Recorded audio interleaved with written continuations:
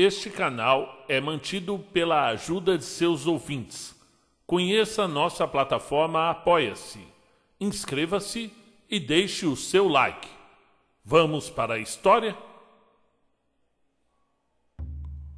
Conta um Conto apresenta, de Howard Phillips Lovecraft, A Sombra Vinda do Tempo. Narração: Marcelo Fávaro. Capítulo 5. Esse foi o mundo de onde toda noite meus sonhos traziam-me ecos abafados e distantes. Eu não tenho a menor esperança de conseguir dar uma ideia sequer aproximada do horror e do espanto contido nesses ecos, pois consistiam de uma qualidade intangível ao extremo, uma vívida sensação de pseudomemória. Conforme eu disse, meus estudos aos poucos forneceram-me uma defesa contra essas sensações sob a forma de explicações psicológicas racionais. E essa influência redentora ganhou força, graças ao suave toque do hábito adquirido com a passagem do tempo. Apesar de tudo, no entanto, o terror insidioso retornava de vez em quando. E mesmo assim, não conseguia mais tomar conta de mim como antes.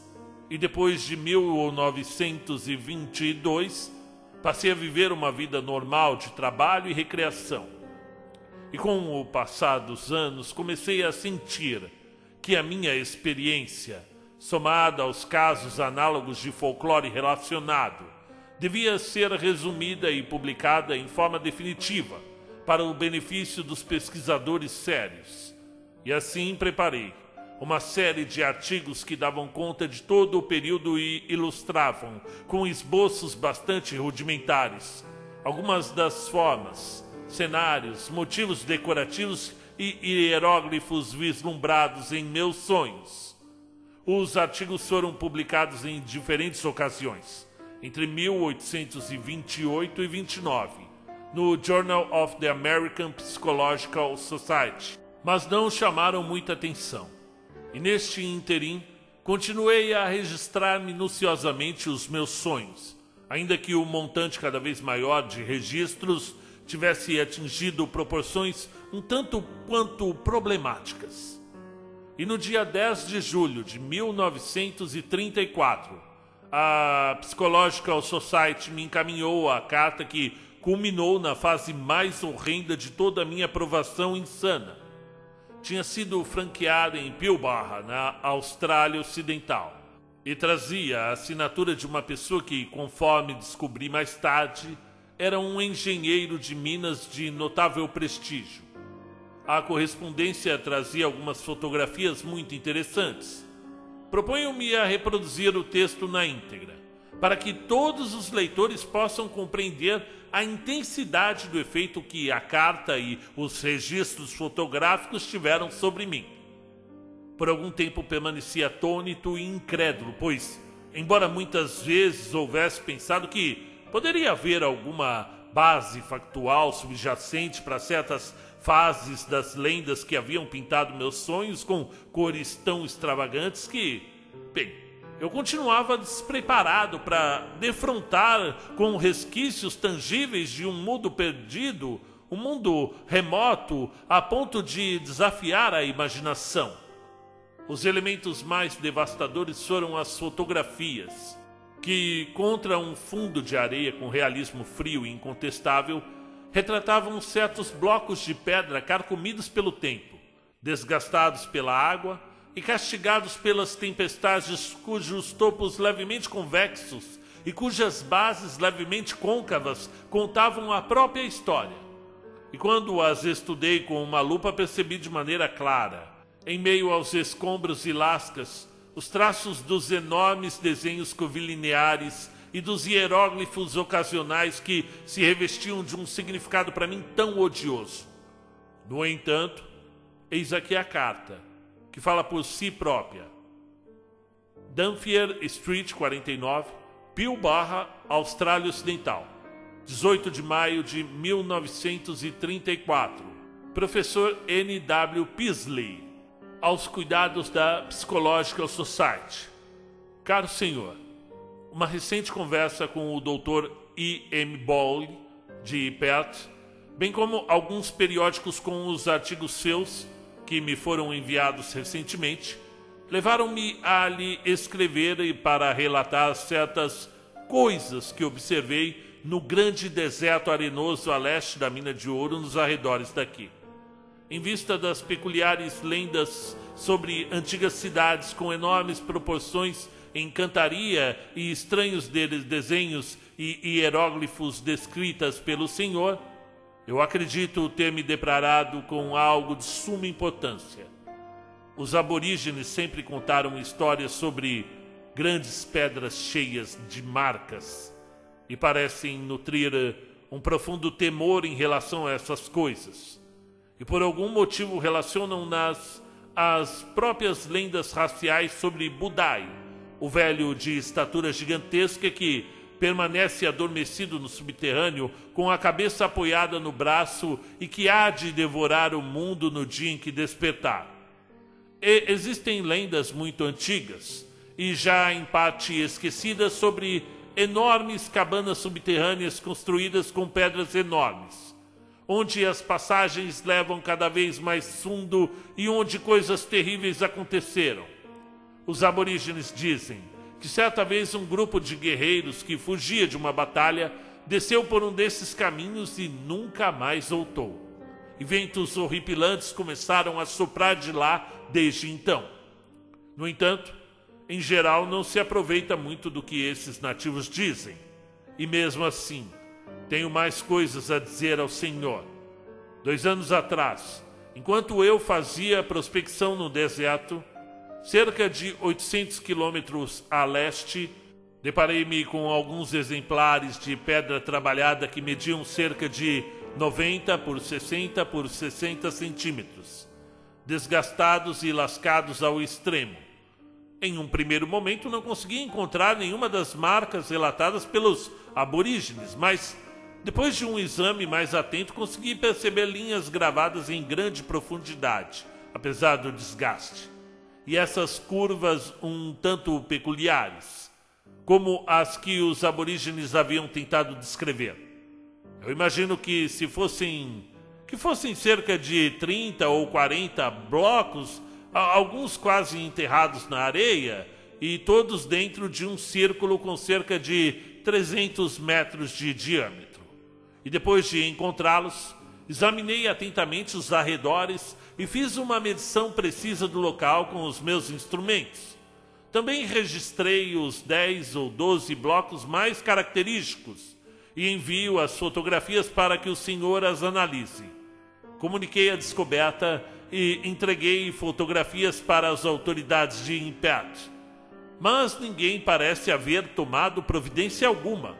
E mais tarde encontrei o Dr. Boyle, que tinha lido os meus artigos no Journal of the American Psychological Society, e no momento oportuno fiz menção às pedras.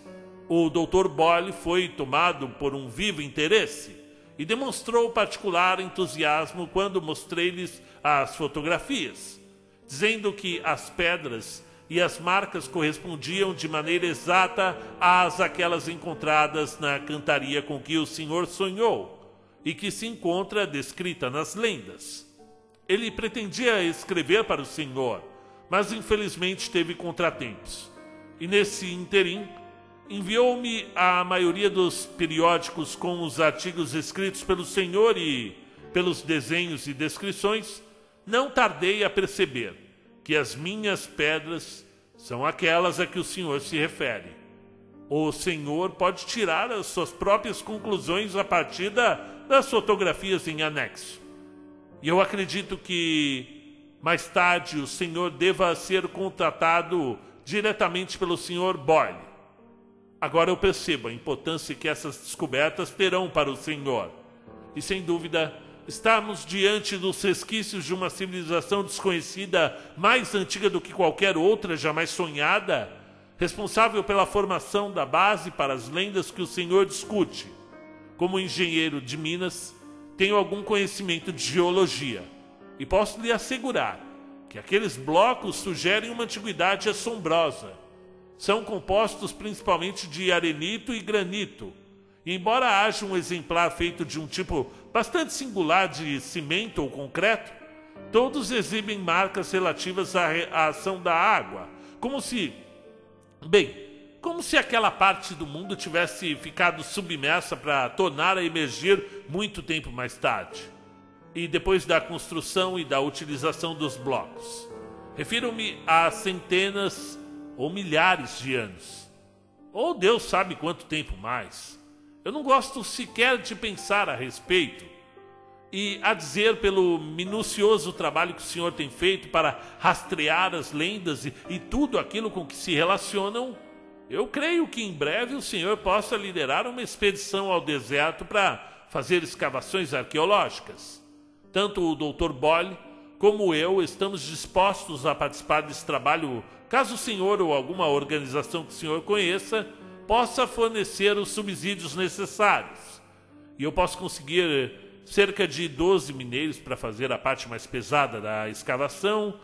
Os aborígenes seriam inúteis, pois descobri que nutrem um temor que beira a paranoia em relação ao local. Boyle e eu não pretendemos comentar o assunto com mais ninguém, afinal, o senhor é quem deve levar o crédito pelas descobertas. A expedição sairia de Pilbarra e chegaria ao local após 4 dias viajando de trator. É um equipamento necessário.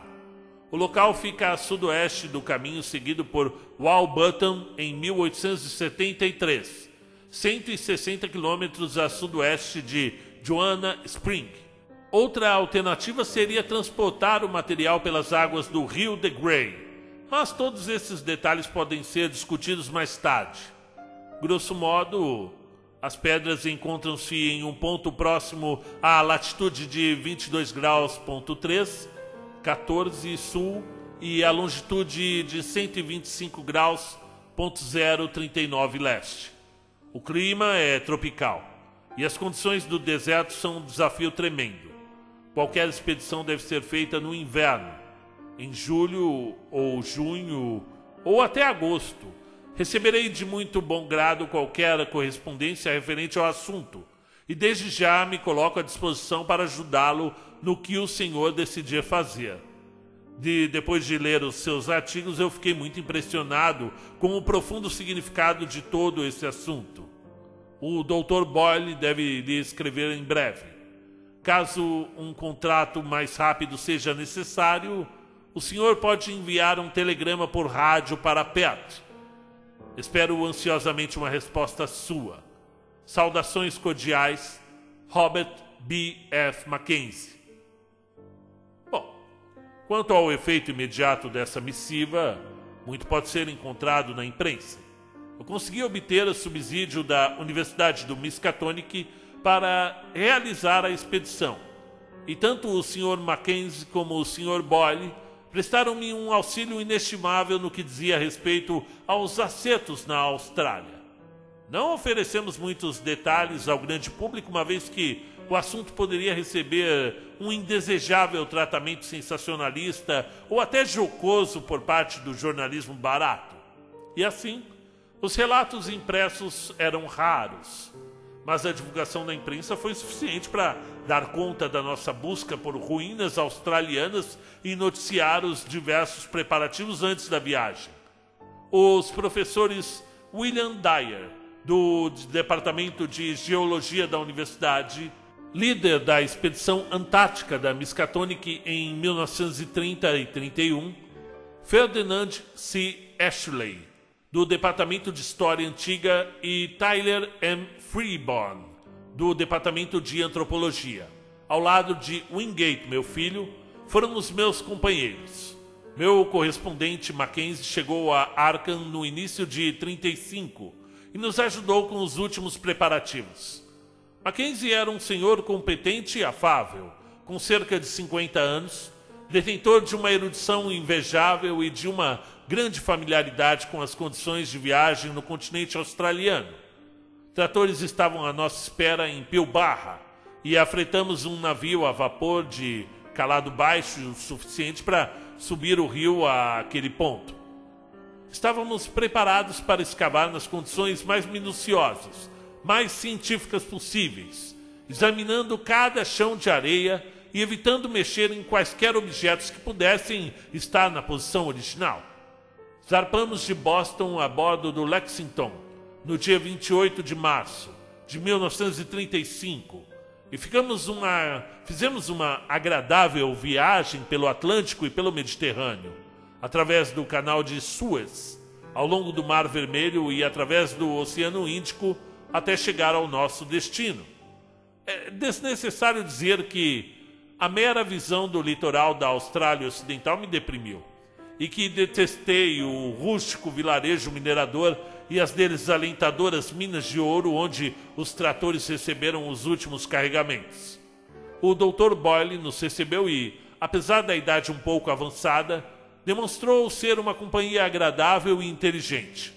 E os conhecimentos que tinha de psicologia levaram-no a longas discussões comigo e com meu filho. Sentimos um misto de expectativa e desconforto quando, enfim, nossa equipe de 18 homens partiu em direção às léguas áridas de areia e rocha. E na sexta-feira, dia 1º de março, passamos a aval por um braço do rio de Grey e adentramos o reino de absoluta desolação. Uma espécie de terror apossou-se de mim à medida que avançávamos rumo ao local onde se escondia o mundo primevo por trás das lendas. Um terror, sem dúvida, reforçado por inquietantes sonhos e pseudo-memórias que continuavam a me assaltar com uma força infatigável. E no dia 3 de junho, uma terça-feira, avistamos o primeiro dos blocos parcialmente soterrados. Eu não sou capaz de descrever as emoções que tomaram conta de mim quando toquei, na realidade objetiva, um fragmento de cantaria ciclópica idêntico aos blocos que recobriam os corredores das minhas construções oníricas. Havia resquícios de entalhes. Minhas mãos tremeram quando reconheci parte do padrão, um padrão decorativo curvilinear, que para mim se revestia de um caráter infernal, em virtude dos anos de pesadelos torturantes e pesquisas enigmáticas.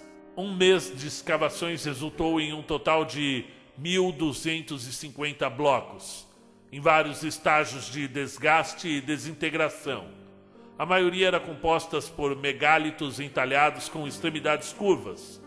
Uma minoria era composta por pedras menores, chatas, lisas e de corte quadrado ou octogonal, como os pisos e calçamentos dos meus sonhos, enquanto outras poucas eram particularmente volumosas e curvadas ou janelas redondas. Quanto mais fundo e mais em direção ao nordeste nós cavávamos, mais blocos encontrávamos. Mas não conseguíamos descobrir nenhum sinal de disposição organizada das ruínas. O professor Dyer ficou estarrecido com a idade imensurável dos fragmentos, e Freeborn descobriu vestígios de símbolos que sugeriam relações obscuras com lendas de antiguidade infinita, oriundas de Papua ou da Polinésia. O estado de conservação e da dispersão espacial dos blocos faziam revelações tácitas sobre os ciclos vertiginosos do tempo e sobre convulsões geológicas de violência cósmica. Tínhamos um avião à nossa disposição, e meu filho Wingate fez diversos voos a altitudes variadas no deserto de areia e rocha, a fim de procurar sinais de contornos tênues em grande escala, diferenças no nível do terreno ou vestígios de blocos espalhados. Não obteve resultado algum, pois quando imaginava ter encontrado algum indício promissor, a viagem seguinte substituía-o por outro, igualmente vago, resultado da ação do vento sobre areias inconstantes. Uma ou duas dessas sugestões efêmeras, no entanto, tiveram sobre mim um efeito bastante peculiar e desagradável. Pareciam encaixar-se de uma maneira horrível com algo que eu houvesse lido ou sonhado, sem, no entanto, ser capaz de recordar. Havia uma terrível pseudo-familiaridade a respeito dessas impressões, que de alguma forma levaram-me a olhar com desconfiança e apreensão para a abominável e estéril paisagem que se estendia a norte e a nordeste. e por volta da primeira semana de julho, fui tomado por um misto de emoções inexplicáveis em relação à região Nordeste. Eu sentia horror e curiosidade, mas também, além disso, uma ilusão persistente e enigmática de memória. E eu tentei tirar essas ideias da cabeça com os mais variados expedientes psicológicos, porém sem sucesso. Também passei a sofrer com insônia, mas recebia quase de bom grado em virtude da redução de quantidade de sonhos.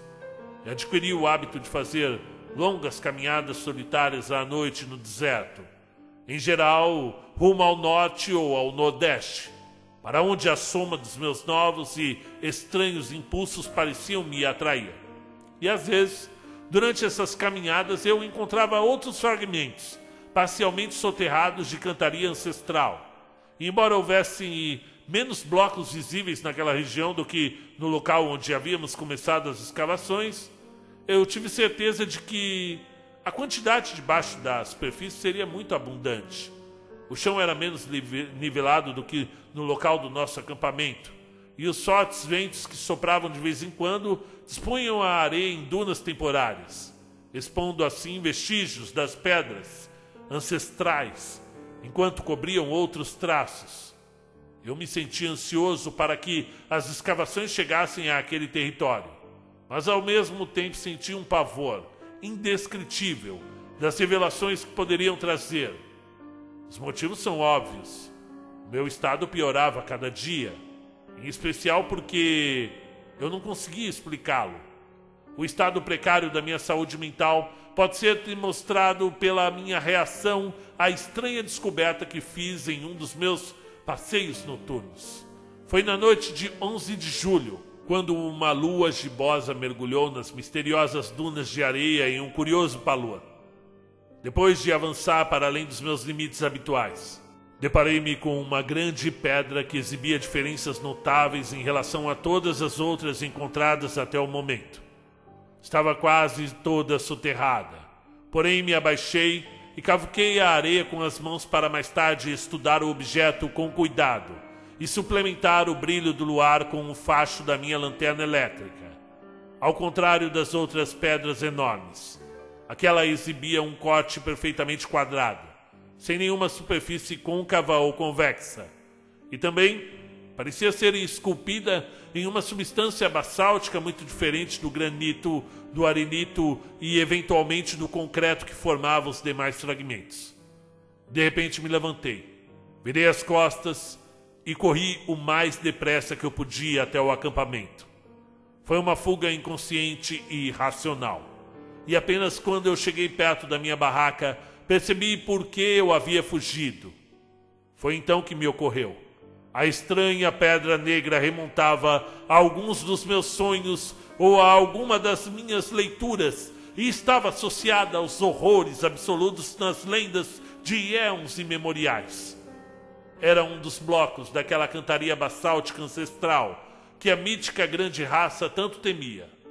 As ruínas altas e sem janelas, deixadas pelas coisas furtivas, semimateriais e alienígenas que supuravam nos abismos mais profundos da Terra, cujos poderes eólicos e invisíveis, os alçapões trancados e as sentinelas eternamente apostos tentavam conter. Passei a noite acordado, mas ao raiar do dia percebi que eu havia sido ingênuo ao permitir que a sombra de um mito me impulsionasse daquela forma. Em vez de ficar assustado, eu devia ter demonstrado o entusiasmo de um descobridor, de um pesquisador, e na manhã seguinte contei a todos os outros sobre minha descoberta. Dyer, Freeborn, Boyle e o meu filho, e saí para ver mais uma vez o bloco anômalo. E no entanto, o fracasso estava à nossa espera. Eu não tinha prestado atenção na localização exata da pedra, e um vento posterior havia mudado toda a configuração das dunas de areia inconstante. Fim do capítulo 5. Em breve lançaremos o capítulo 6. Inscreva-se e ative o sininho para ser avisado. Obrigado e até a próxima.